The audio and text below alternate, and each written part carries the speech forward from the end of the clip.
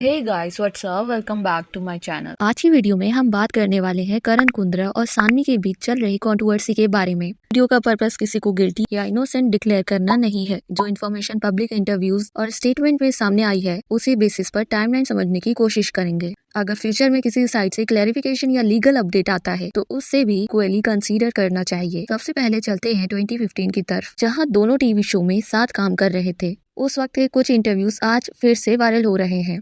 In interviews में kissing scene को लेकर बात हुई थी। एक इंटरव्यू में करण ने मजाक में कहा था कि इतने सारे डिटेक्स प्रोफेशनल रीजंस की वजह से नहीं थे, और फिर वो खुद ही बोलते हैं कि वो सिर्फ जोक कर रहे थे। लेकिन इसी टॉपिक पर जब सान्वी से बात हुई थी, उनका रिएक्शन काफी अलग था। उन्होंने ओपनली कहा था कि वो सीन उनके लिए अनकंफर्टेबल था, लेकिन स्क्रिप्ट की डिमांड होने की वजह से उन्होंने परफॉर्म किया। यही से लोगों ने दोनों रिएक्शंस कंपेयर करना शुरू कर दिया। तरफ किसी के लिए वो सिर्फ एक फनी मेमोरी थी और दूसरी तरफ किसी के लिए अनकंफर्टेबल एक्सपीरियंस। इसी वजह से पुराने इंटरव्यूज दोबारा डिस्कशन में आ गए हैं। रिसेंट इंटरव्यूज में सान्वी ने कुछ एलिगेशंस लगाए हैं। उनका कहना है कि किसिंग सीन्स के बारे में उन्हें पहले से इन्फॉर्म नहीं किया गया था। उनके अकॉर्डिंग उन्हें शूट से सिर्फ कुछ ही देर पहले बताया गया कि आज ये सीन शूट होगा। अगर ऐसा हुआ हो तो नेचुरली किसी भी एक्टर या एक्ट्रेस के लिए ये स्ट्रेसफुल सिचुएशन हो सकती है। फिल्म और टीवी इंडस्ट्री में कंटेंट और प्रियर कम्युनिकेशन को लेकर काफी अवेयरनेस है और इसी वजह से ये एलिगेशन लोगों का अटेंशन अट्रैक्ट कर रहा है। सान्वी ने एक और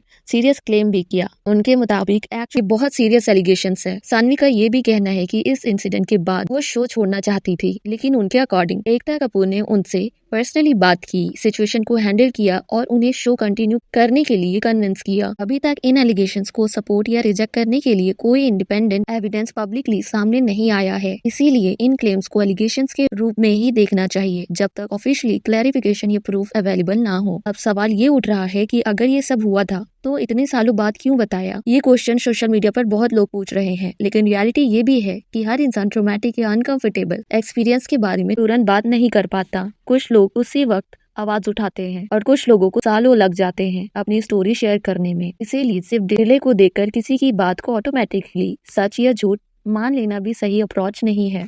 साथ ही ये भी इक्वली इम्पोर्टेंट है कि एलिगेशन लगाने के मतलब ऑटोमेटिकली किसी को गिल्टी मान लेना भी नहीं होता। फेयर अप्रोच यही है कि दोनों साइड्स को सुना जाए। सोशल मीडिया पर एक और डिस्कशन चल रहा है कि कुछ लोग कह रहे हैं अगर रिलेशनशिप इतना भी एक वैलिड क्वेश्चन है, लेकिन सिर्फ पब्लिक अपीयरेंस देखकर किसी पर्सनल एक्सपीरियंस को जज करना भी पॉसिबल नहीं होता। कैमरे के सामने जो दिखता है जरूरी नहीं कि वही रियलिटी हो। फिलहाल करण कुंद्रा की तरफ से इन एलिगेशन पर डिटेल पब्लिक रिस्पॉन्स सामने नहीं आया है।